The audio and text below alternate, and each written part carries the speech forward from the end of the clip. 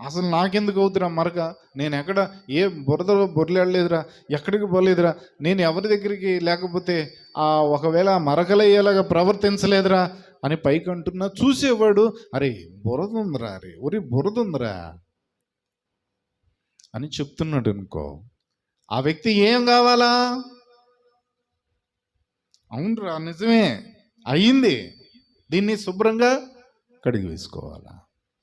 అదే చెబుతున్నాడు యేసుప్రభు వారు. నాలో మీరు కడగబడకపోతే,